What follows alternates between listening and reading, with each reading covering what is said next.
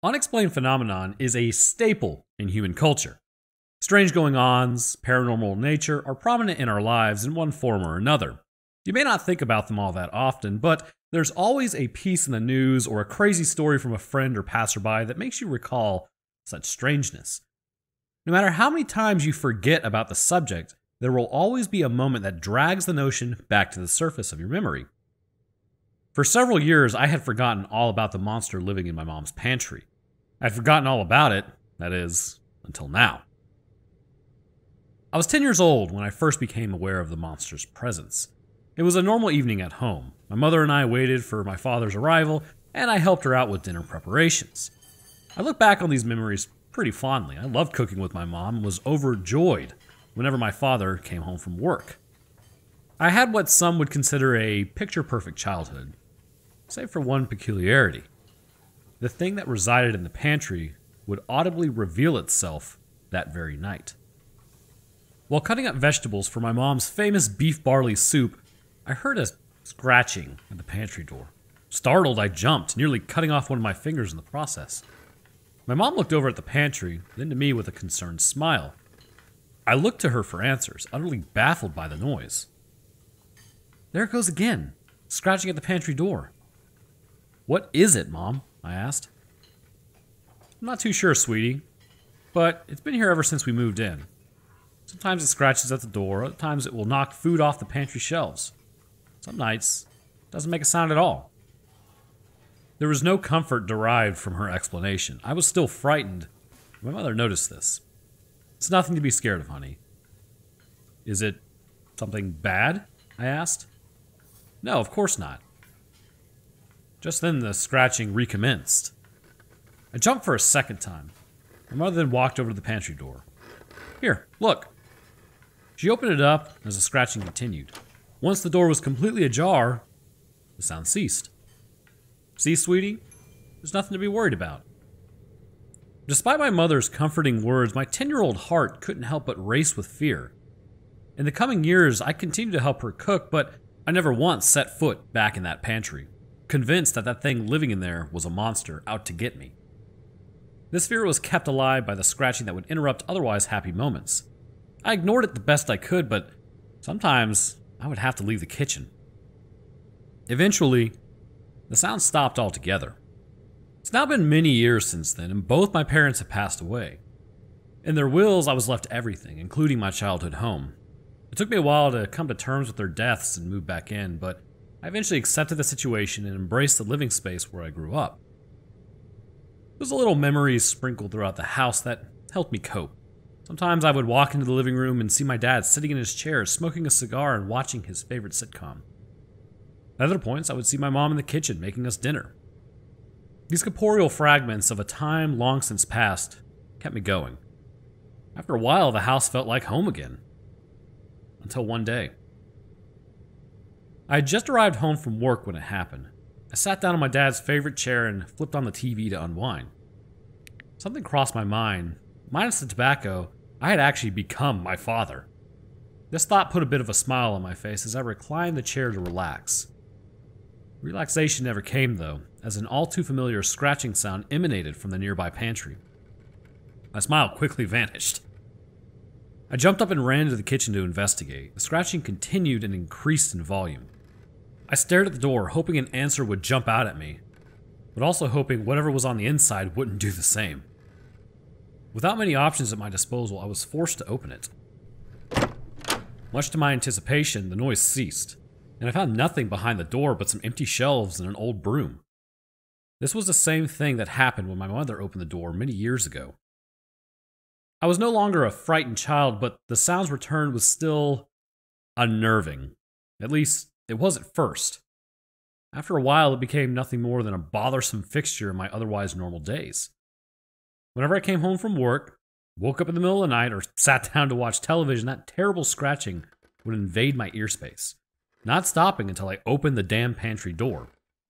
This routine continued for over a year. One night, however, everything changed. I had just gotten home from a long day of work and flung myself into the comfort of my bedsheets. I wanted nothing more than to drift off into a peaceful slumber, hoping the day's troubles would melt away in the form of happy dreams and restful sleep. Unfortunately for me, the moment my head hit the pillow, the scratching started up once more. I groaned in anger, not wanting to leave my bed for anything, much less that damn noise. Because of this, I made the mistake of not getting up right away. I hit my internal snooze button and allowed myself to drift off for a few moments. When I came to, something was amiss. I didn't notice it at first, but the unsettling silence made way for a startling revelation. The scratching had stopped. How strange. Never stopped on its own before. Perplexed, I jumped out of bed and ventured downstairs to investigate. What I saw upon entering the kitchen alarmed me. The pantry door was wide open. That can't be. It was definitely closed when I got home earlier. Turning the light on only revealed the usual empty shelves. It wasn't until my hand met the wood of the door that I noticed something was unusual. Embedded in the hard oak were deep gashes, claw marks that covered the entire bottom half of the door. Those weren't there before. What the hell is going on? My childhood was beginning to catch up with me. Memories of the pantry came bursting through the floodgates, the scratches, the nightmares, the fear. But I wasn't a child this time. I wasn't going to let a little superstition get the better of me. It was just a raccoon or large rat, that's all. At least, that's what I told myself. I scoured the house for nearly an hour, ignoring my fast-beating heart the whole time. Whatever escaped from the pantry was nowhere to be found. As I stepped back into the kitchen to close the door and call it a night, something stopped me in my tracks.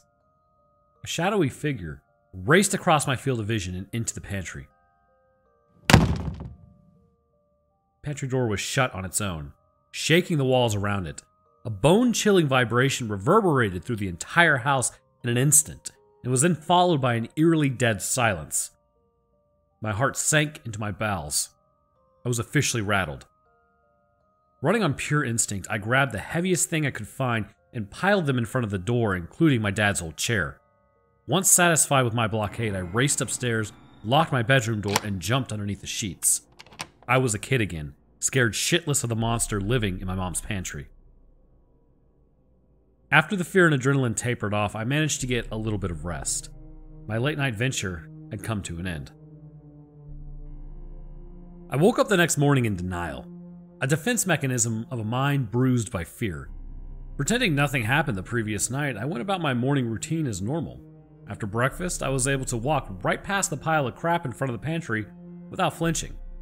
I even ignored the scratch marks on the front door as I left for work. Everything was fine. There was no monster, no supernatural entity taking over my home. That was absurd. It was just a raccoon. A very large raccoon. The lies only lasted me for so long. Driving away, the terror set back in, sending me in a desperate frenzy of distress and unease. Though distracted by my strange predicament, I managed to make it to work in one piece. Work brought me no solace. All I could think about was what awaited me at home. I was on edge and my boss noticed this. He asked if I needed to leave early and get some rest. I practically shouted no at him, begging him to let me stay. I wanted to be away from the house for as long as I could. Though confused by my unorthodox behavior, my boss obliged. I might have been able to stay at work, but I had to clock out eventually. The day went by far too quickly.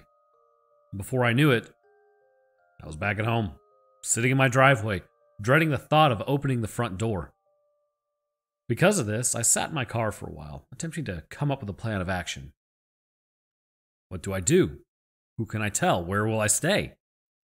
The questions swirled around my tired mind until I shut my eyes and took a deep breath to relax. The weariness caught up with me in this moment, causing me to drift off into a stress-induced coma of sorts. I woke up a few hours later to the terrifying sight of scratch marks on my driver's side window.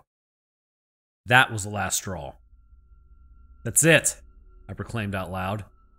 I wasn't going to let this thing control my life, and I certainly wasn't going to let it drive me out from my own home.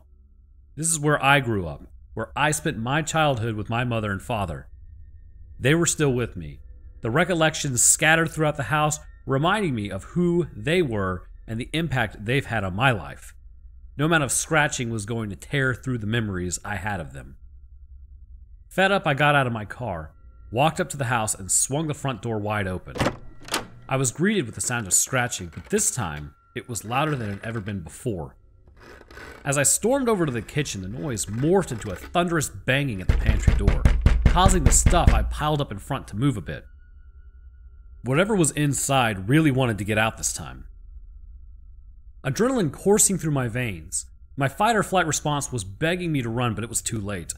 I had already made up my mind. I was going to face this thing head on and get to the bottom of this mystery. This was my home after all. It belonged to me and my family, not whatever this thing was. In removing the stack of furniture, the banging continued and grew louder. The kitchen cabinets around me swung open, various pots and pans fell off the shelves. An earthquake of supernatural proportions filled my home, but I didn't allow it to rattle me. I knew what I had to do.